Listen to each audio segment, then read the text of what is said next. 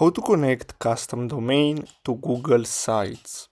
So what you're gonna have to do is simply go to Google Sites and then simply open your site. So I'm gonna open this one here. Then what you're gonna have to do is simply go and click on publish. As you can see here, you're gonna have to click on this arrow and then go to publish settings. And as you can see here, I have my domain, which is this one here from Google, which is completely free.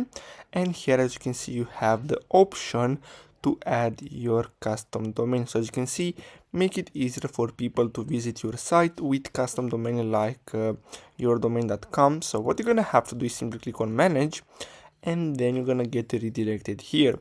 Now what you're gonna have to do next is simply click on start setup, and then here you're gonna have to simply enter your domain name. So I'm gonna enter my domain. So I'm using Hostinger to buy domains. So I'm gonna log into my account, and then as you can see, I have here my domain. So I'm gonna copy it, and then I'm gonna go back here, and then I'm gonna enter the entire domain.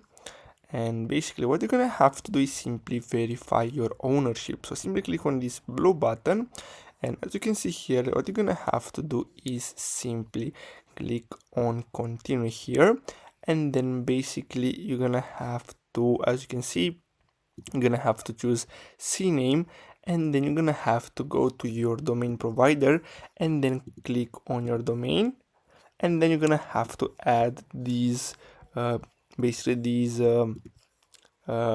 CNAME and CNAME destination. As you can see, host and target, so you're gonna have to add them here, and after that what you're gonna have to do is simply click on verify, and that's all.